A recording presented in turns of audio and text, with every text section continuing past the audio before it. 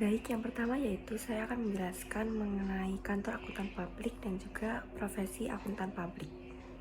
Selanjutnya saya akan menjelaskan mengenai struktur dan juga fungsi kantor akuntan publik. Kantor akuntan publik memiliki berbagai ukuran dari praktik individu hingga firma atau kantor multinasional. Struktur utama dari kantor akuntan publik ini meliputi yang pertama ada Big Four. Ini terdiri dari Deloitte, PwC, EY atau Ernst Young, dan juga KPMG yang mendominasi audit perusahaan publik besar. Selanjutnya yaitu ada firma nasional dan juga regional, di mana firma menengah yang menyediakan layanan audit dan juga konsultasi di tingkat nasional atau beberapa negara bagian. Kemudian ada firma lokal atau kantor kecil yang melayani klien individu dan juga usaha kecil. Selain audit, kantor akuntan publik juga menawarkan layanan seperti perpajakan dan juga konsultasi manajemen. Kemudian di sini ada regulasi dan juga standar profesi. Profesi akuntan publik diawasi oleh berbagai badan regulasi untuk menjamin kualitas audit dan juga etika profesional. Public Company Accountant Oversight Board atau PCAOB dibentuk oleh Sarbanes-Oxley untuk mengawasi auditor perusahaan publik dan juga menetapkan standar audit. Kemudian ada Securities and Exchange Commission atau ESG mengatur pelaporan keuangan dan juga audit perusahaan publik. Kemudian ada American Institute of Certified Public Accountant atau IICPA, yang mana organisasi ini merupakan organisasi profesional yang menetapkan standar audit untuk entitas non-publik dan mengawasi kode etik serta sertifikasi kantor sertifikasi akuntan publik. Kemudian ada International Auditing and Assurance Standard Board atau IAASB, yang mana standar ini atau organisasi ini menetapkan standar audit internasional yang mempengaruhi regulasi di Amerika Serikat dan juga negara lainnya. Kemudian di sini ada standar dan juga kode etik. Standar yang menetapkan atau diterapkan dalam profesi akuntan publik mencakup yang pertama ada Generally Accepted Auditing Standard atau GAAS, yang mana standar ini merupakan standar yang mengatur bagaimana audit harus dilakukan. Kemudian ada kode etik KICPA, yang mana standar kode etik ini mengatur prinsip etika yang harus diikuti akuntan publik dalam menjalankan tugasnya. Kemudian ada kontrol kualitas dan juga peer review. Untuk menjaga kualitas audit, kantor akuntan publik harus menerapkan sistem kontrol kualitas yang mencakup yang pertama ada pelatihan dan pendidikan berkelanjutan untuk meningkatkan kompetensi auditor. Kemudian yang kedua ada peer review, yaitu peninjauan oleh CPA lain atau akuntan publik lain untuk memastikan bahwa kepatuhan terhadap standar audit dan juga kontrol kualitas telah dipenuhi.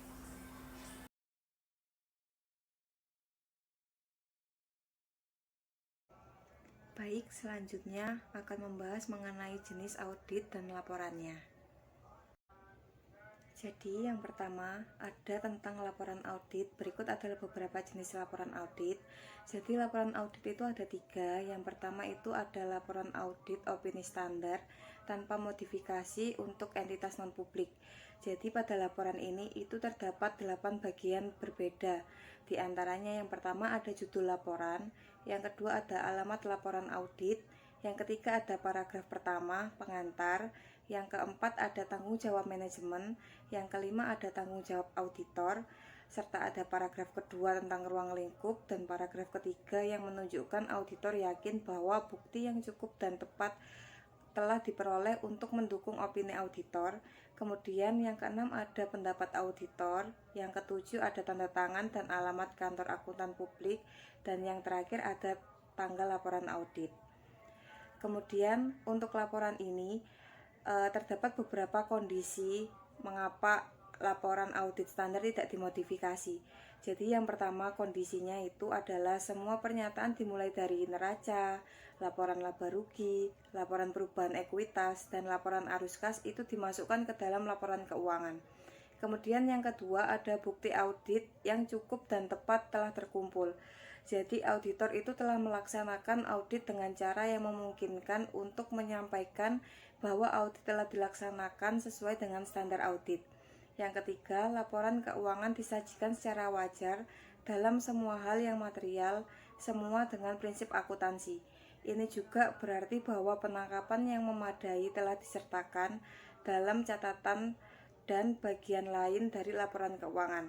Yang keempat, tidak ada keadaan yang mengharuskan perubahan paragraf penekanan materi atau modifikasi opini auditor pada laporan. Kemudian yang kedua ada laporan audit standar dan laporan pengendalian internal atas pelaporan keuangan berdasarkan standar audit. Jadi laporan ini eh, tidak dimodifikasi standar itu karena untuk perusahaan publik dengan mencakup 3 paragraf. Yang pertama ada paragraf pengantar yang menunjukkan bahwa audit telah dilakukan dan laporan keuangan telah diaudit. Yang kedua ada paragraf ruang lingkup serupa dengan paragraf kedua yang menunjukkan bahwa audit dirancang untuk memberikan keyakinan yang wajar bahwa laporan keuangan bebas dari salah saji material.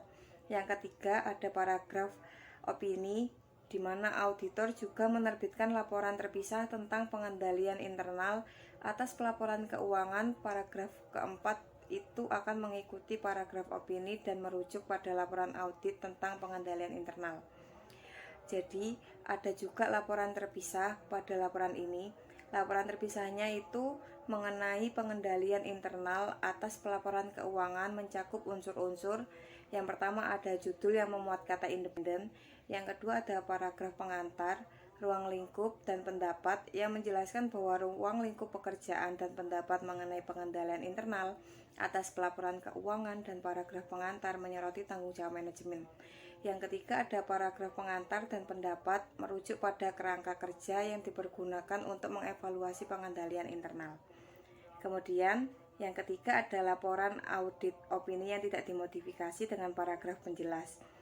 Jadi ada penyebab penambahan paragraf, penekanan materi, atau modifikasi dalam kata-kata laporan audit opini standar. Di antaranya itu adalah kurangnya penerapan prinsip akuntansi yang berlaku umum secara konsisten. Yang kedua adanya keraguan substansial tentang kelangsungan usaha. Yang ketiga auditor setuju dengan penyimpangan dari prinsip akuntansi yang diumumkan.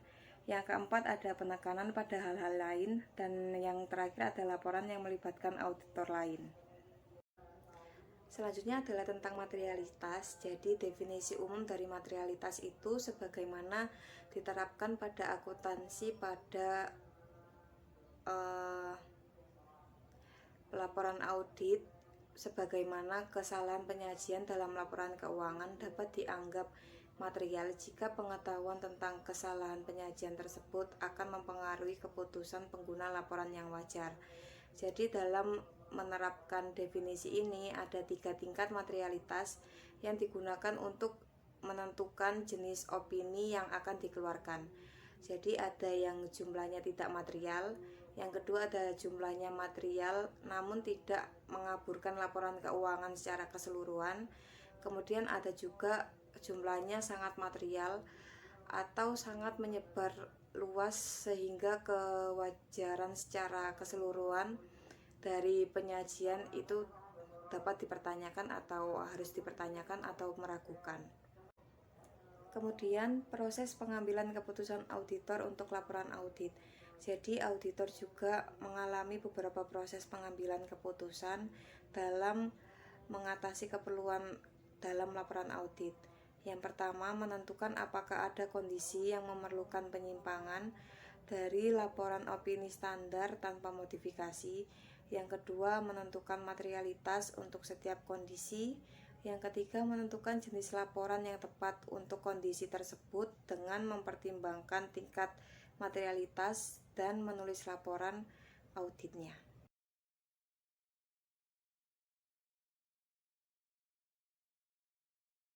Selanjutnya di sini saya akan mereview materi minggu keempat pada chapter 6 mengenai tujuan dan tanggung jawab audit.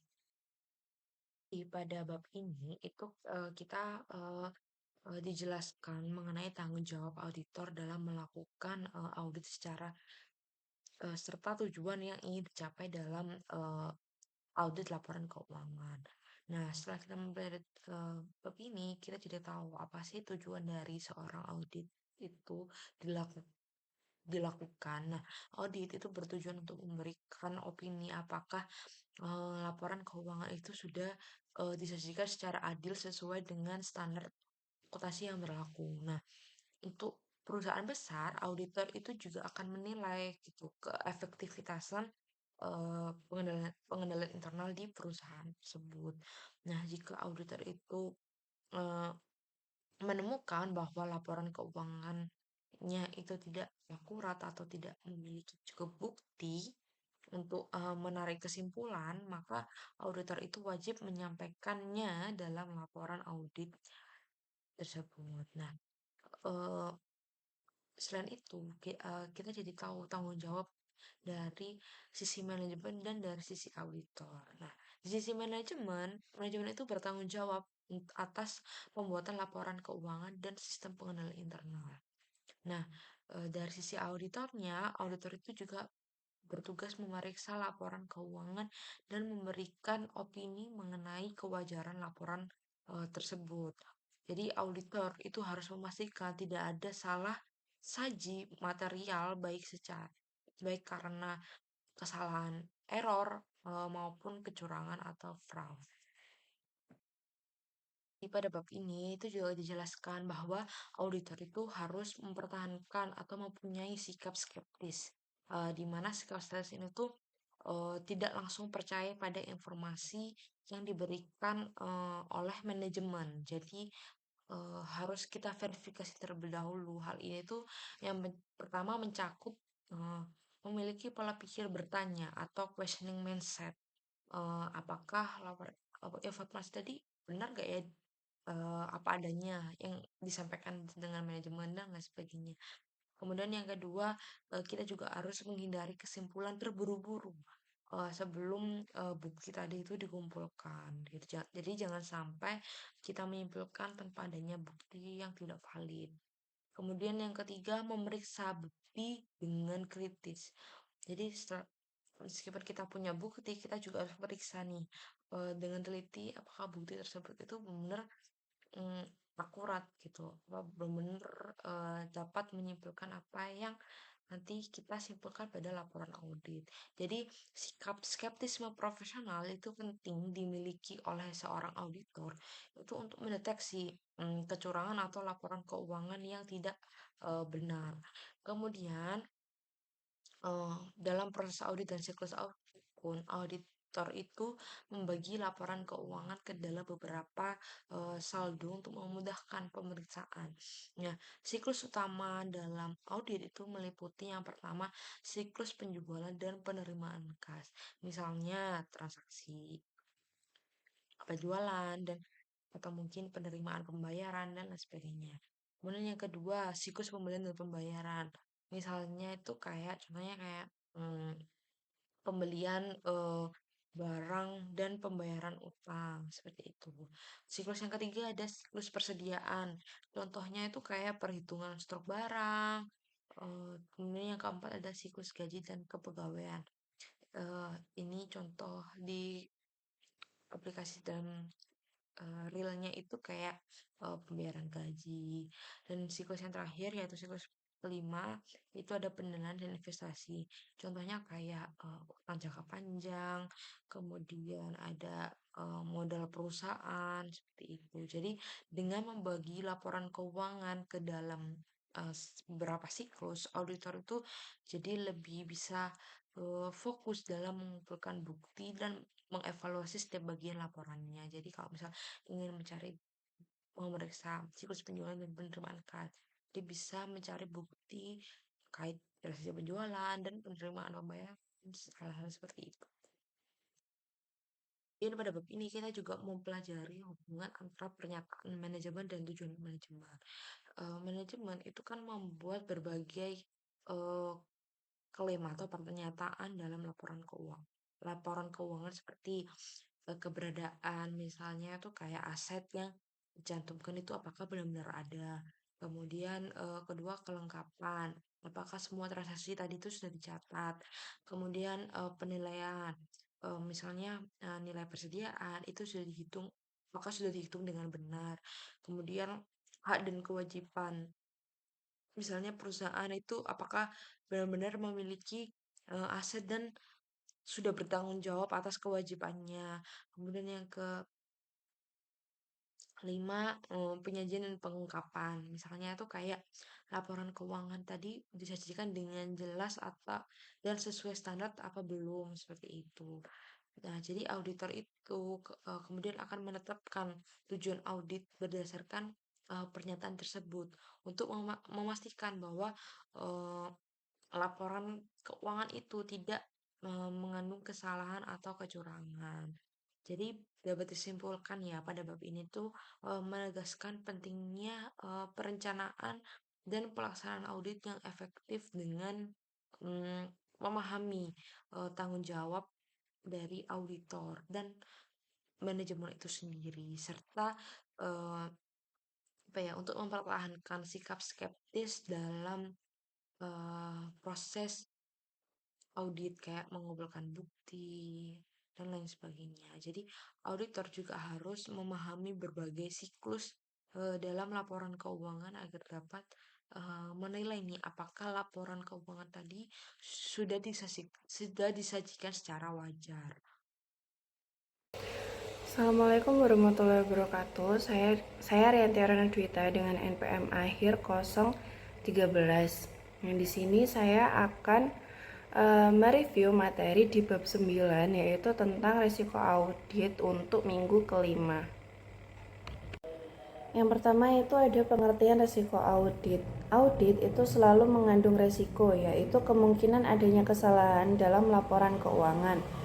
Auditor tidak bisa memberikan jaminan 100% bahwa laporan keuangannya ini itu benar-benar bebas dari kesalahan. Nah, ada dua jenis kesalahan dalam audit. Yang pertama itu kesalahan biasa atau error. Itu terjadi karena kelalaian atau kesalahan pencatatan. Yang kedua ada fraud atau kecurangan. Nah, itu terjadi karena ada niat untuk memanipulasi laporan keuangan. Risiko ini harus dinilai oleh auditor supaya bisa menentukan strategi audit yang tepat. Selanjutnya ada jenis prosedur penilaian risiko.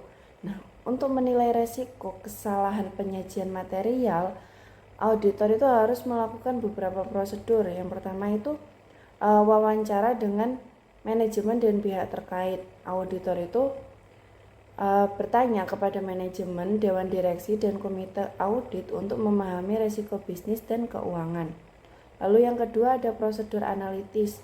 Auditor itu harus membandingkan angka-angka keuangan untuk melihat apakah ada perubahan yang mencurigakan.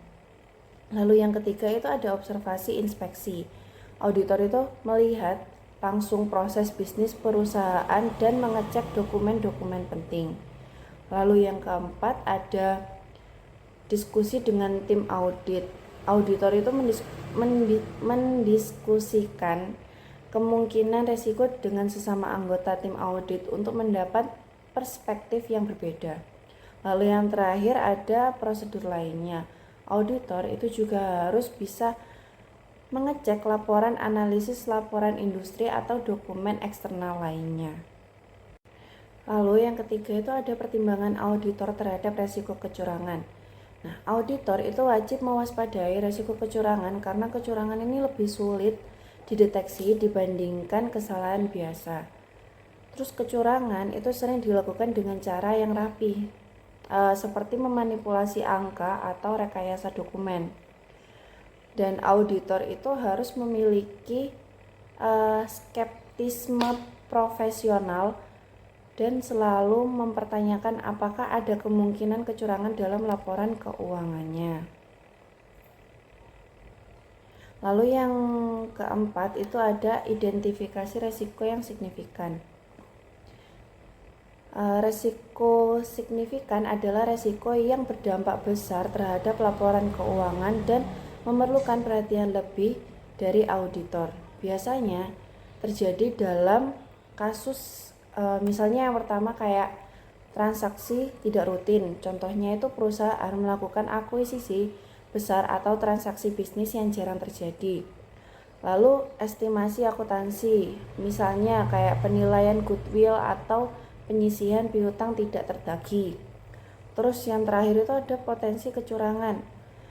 Jika manajemen punya tekanan besar untuk menunjukkan laba yang tinggi, bisa jadi ada manipulasi laporan keuangannya. Jika ada risiko signifikan, auditor itu harus melakukan prosedur audit yang lebih mendalam.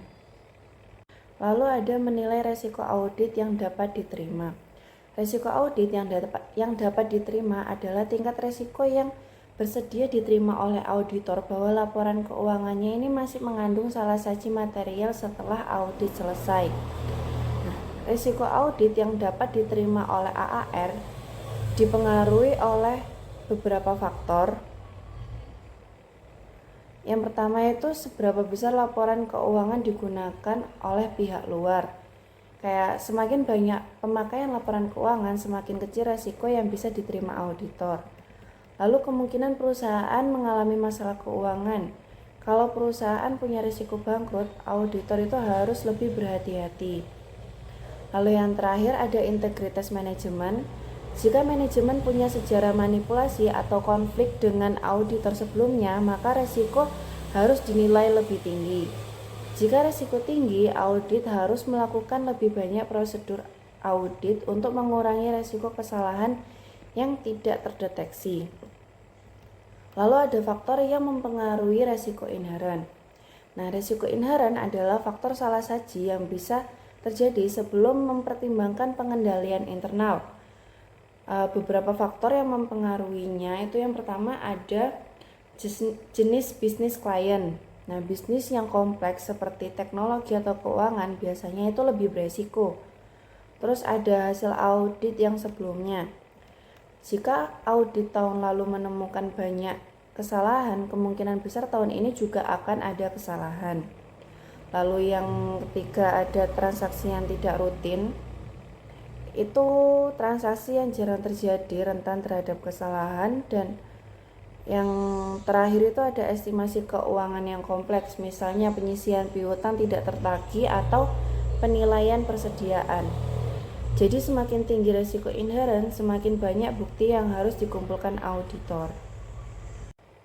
Selanjutnya, hubungan risiko dengan bukti audit. Nah, semakin tinggi risiko, semakin banyak pula bukti yang harus dikumpulkan. Nah, cara auditor untuk merespon risiko yang pertama itu mengubah jumlah bukti. Jika risiko tinggi, auditor akan melakukan lebih banyak prosedur audit.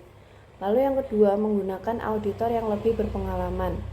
Untuk klien dengan risiko tinggi, perlu auditor yang lebih berkompeten. Terus yang terakhir, itu melakukan tinjauan audit yang lebih mendalam. Itu meningkatkan supervisi atas prosedur audit. Lalu, materi yang terakhir ada hubungan antara materialitas dan risiko. Materialitas itu menentukan seberapa banyak salah saji dianggap signifikan dalam laporan keuangan. Auditor itu harus mempertimbangkan materialitas dalam menilai resiko.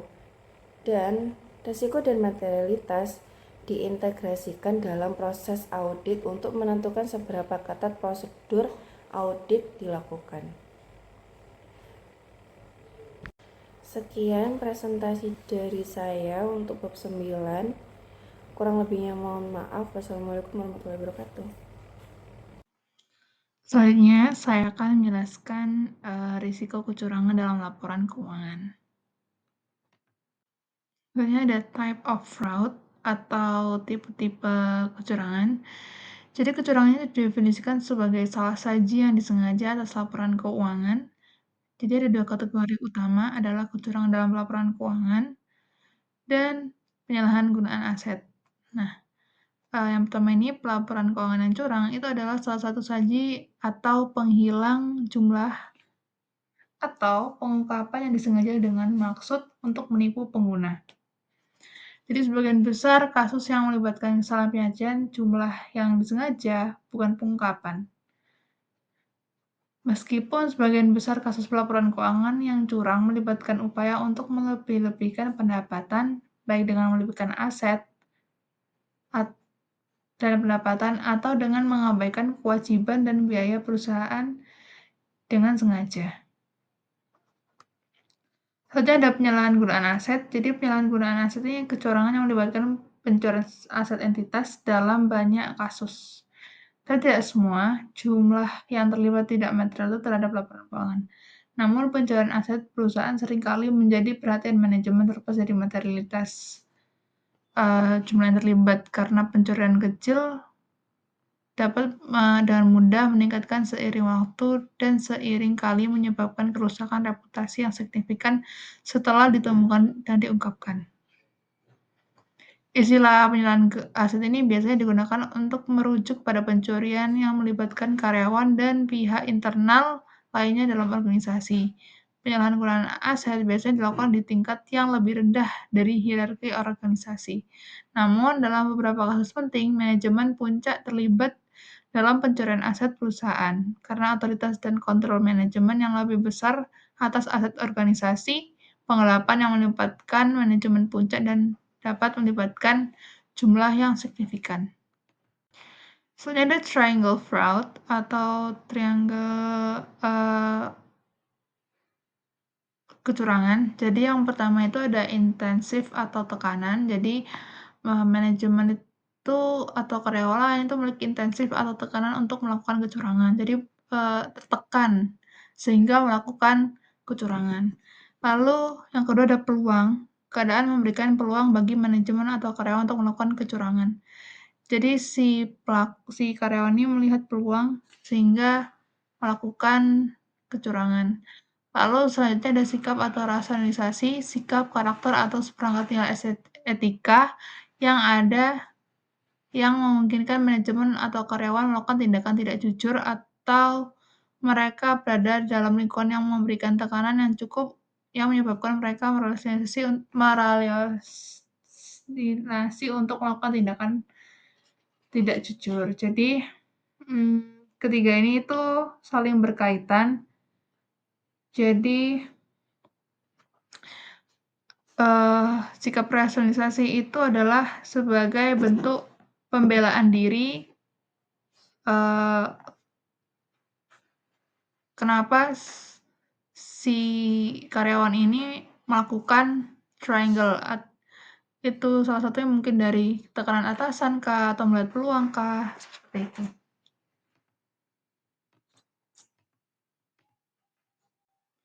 Soalnya ada assessing the risk of fraud atau penilaian kecurangan. Jadi penilaian itu ada 5 questioning mind atau yakni menekan pertimbangan atas kerentanan klien terhadap kecurangan terlepas dari keyakinan auditor tentang kemungkinan terjadinya kecurangan dan kejujuran serta integritas manajemen. Nah, selama perencanaan audit atau untuk setiap audit, tim perikirakan harus mendiskusikan perlunya mempertahankan sikap selalu ingin tahu selama audit untuk mengidentifikasi resiko kecurangan dan secara kritis mengevaluasi bukti audit. Lalu ada critical evaluation of audit evidence, itu jadi setelah menemukan informasi atau kondisi lain yang mengidentifikasi adanya salah satu material, nah audit itu harus menyelidiki masalah tersebut secara menyeluruh. Jadi memperoleh bukti tambahan yang diperlukan dan berkonsultasi dengan anggota tim yang lain. Auditor itu harus berhati-hati untuk tidak merasionalisasi atau menganggap salah saji adalah insiden yang terisolasi. Lalu selanjutnya dari risk factor, jadi auditor itu mengevaluasi apakah faktor-faktor risiko kecurangan itu mengindikasikan adanya intensif atau tekanan untuk melakukan kecurangan atau kesempatan untuk melakukan kesempatan atau sikap rasionalisasi yang digunakan untuk membenarkan tindakan kecurangan. Yang tadi triangle fraud tadi yang sudah saya jelaskan. Lalu selanjutnya ada communication among the audit team, jadi berkomunikasi. Jadi mengomunikasikan itu bagaimana dan di mana mereka meyakini bahwa laporan keuangan entitas mungkin rentan terhadap salah satu material akibat kecurangan, dan juga mengomunikasikan bagaimana manajemen dapat melakukan dan menyembunyikan laporan keuangan yang curang. Dan bagaimana seseorang dapat menyalahgunakan aset entitas, dan juga bagaimana auditor dapat menanggapi kerentanan salah saji material akibat kecurangan. Gitu. Jadi auditor ini bertukar pikiran dengan tim audit. Soalnya ada informasi lainnya, atau auditor itu harus mempertimbangkan semua informasi yang telah diperoleh dalam setiap tahap atau bagian dari audit ketika mereka menilai resiko kecurangan. Banyak penilaian resiko yang dilakukan auditor selama perencanaan untuk menilai resiko salah satu material yang dapat mengindikasikan adanya risiko kecurangan yang tinggi. Selanjutnya ada corporate governance oversight to reduce fraud risk. Jadi, panduan yang dikembangkan oleh AICPA itu menghasilkan 3 elemen untuk mencegah, menghalangi, dan mendeteksi penipuan. Yakni pertama, budaya kejujuran dan etika yang tinggi, kedua, menetapkan manajemen untuk mengevaluasi resiko kecurangan, dan ketiga itu pengawasan komite audit. Jadi, yang pertama itu ada menetapkan ada puncak, manajemen dan dewan direksi bertanggung jawab untuk menetapkan ada di puncak untuk perilaku etis di perusahaan. Kejujuran dan integritas oleh manajemen memperkuat kejujuran dan integritas kepada karyawan di seluruh organisasi. Nah, sebuah nada di atas yang didasarkan pada kejujuran dan integritas itu memberikan dasar yang dapat digunakan untuk mengembangkan kode etik yang lebih rinci untuk memberikan panduan yang lebih spesifik tentang perilaku yang diizinkan dan dilarang. Selanjutnya ada menciptakan lingkungan tempat kerja yang positif. Jadi itu merupakan tindakan yang salah. Jadi tindakan yang salah itu lebih jarang terjadi ketika karyawan itu memiliki perasaan positif terhadap atasan dibandingkan ketika mereka merasa dilecehkan, diancam, atau diabaikan. Di tempat kerja yang positif itu dapat meningkatkan semangat kerja karyawan yang dapat mengurangi kemungkinan karyawan untuk melakukan kecurangan terhadap perusahaan. Karyawan juga itu harus memiliki kemampuan untuk mendapatkan nasihat secara internal sebelum mengambil keputusan yang tanpa memiliki implikasi hukum atau etika. Selanjutnya ada memperkerjakan dan mempromosikan karyawan yang tepat. Jadi memperkerjakan dan mempromosikan individu dengan tingkat kejujuran rendah, terutama mereka yang memegang posisi kepercayaan. Kebijakan tersebut itu dapat mencakup pemeriksaan latar belakang individu yang sedang dipertimbangkan untuk diperkerjakan atau dipromosikan ke posisi kepercayaan. Pemeriksaan latar belakang memverifikasi pendidikan, riwayat pekerjaan, dan referensi pribadi kandidat, termasuk referensi tentang karakter dan integritas setelah karyawan dipekerjakan, evaluasi berkelanjutan atas kepatuhan karyawan terhadap nilai-nilai dan kode etik perusahaan juga mengurangi kemungkinan terjadinya kecurangan.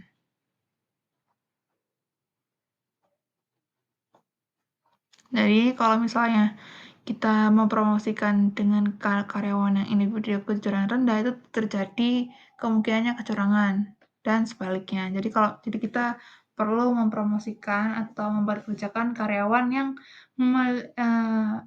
yang mempunyai kejujuran yang tinggi. Lalu selanjutnya itu ada pelatihan. Jadi semua karyawan itu harus dilatih tentang harapan perusahaan terhadap perilaku etis karyawan. Karyawan itu juga harus diberitahu tentang tugas mereka untuk mengomunikasikan kecurangan yang terjadi atau yang dicurigai dan cara yang tepat untuk melakukannya. Lalu yang kedua itu disiplin. Karyawan itu harus juga mengetahui bahwa mereka akan dimintai pertanggungjawaban jika tidak mematuhi kode etik perusahaan. Jadi penegakan terhadap pelanggaran kode etik terlepas dari tingkat karyawan yang melakukan tindakan tersebut mengirimkan pesan yang jelas kepada semua karyawan bahwa kepatuhan terhadap kode etik dan standar etikanya adalah penting dan diharapkan. Lalu selanjutnya adalah memantau program dan pengendalian pencegahan penipuan. Audit internal itu memainkan peran penting dalam memantau kegiatan untuk memastikan bahwa program dan kontrol anti penipuan beroperasi secara efektif. Nah, kegiatan audit internal dapat mencegah dan mendeteksi kecurangan. Auditor internal membantu mencegah kecurangan dengan memeriksa dan mengevaluasi pengendalian internal yang mengurangi risiko kecurangan. Mereka itu membantu mendeteksi kecurangan dengan melakukan prosedur audit yang dapat mengungkapkan kecurangan. Pelaporan keuangan dan komite audit memiliki tanggung jawab utama untuk mengawasi proses pelaporan keuangan dan pengendalian internal organisasi. Lalu yang terakhir itu mengidentifikasi dan mengukur risiko kecurangan. Jadi dengan pengakuan manajemen bahwa kecurangan mungkin terjadi dan bahwa hampir semua karyawan dapat melakukan tindakan yang tidak jujur dalam situasi yang tepat, pengakuan itu meningkatkan kemungkinan diterapkan dan pendeteksian kecurangan yang efektif. Jadi manajemen itu harusnya bertanggung jawab untuk merancang dan mengimplementasikan program dan kontrol untuk mengurangi resiko penipuan dan dapat mengubah aktivitas dan proses bisnis yang rentan terhadap penipuan untuk mengurangi intensif peluang untuk melakukan penipuan. Sebagai contoh, manajemen dapat mengalihdayakan operasi tertentu, seperti memindahkan pengambilan uang tunai dari personil perusahaan ke sistem brankas bank, program dan kontrol pelatihan bagi seluruh karyawan lainnya. Itu juga dapat diterapkan di tingkat perusahaan.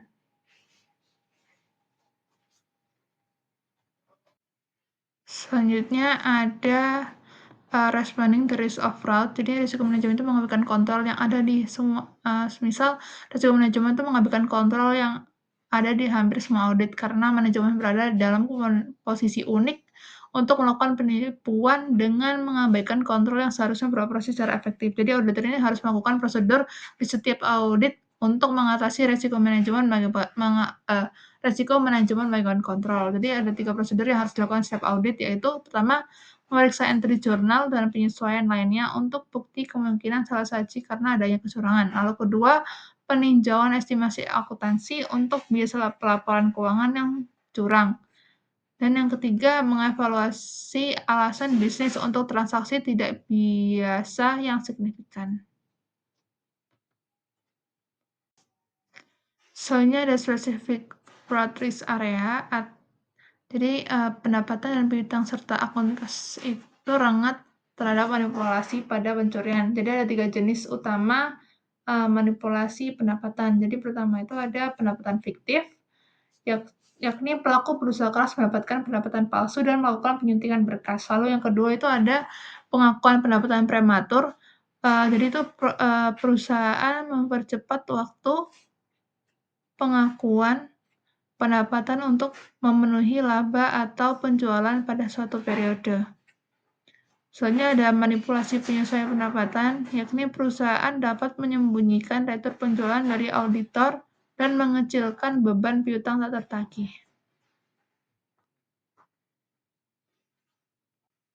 Lalu yang terakhir itu dokumentasi penilaian fraud. Jadi auditor harus mendokumentasikan hal-hal berikut yang terkait dengan pertimbangan auditor.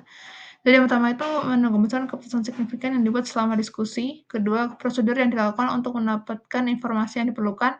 Ketiga, resiko spesifik dari fraud. Keempat, alasan yang mendukung kesimpulan.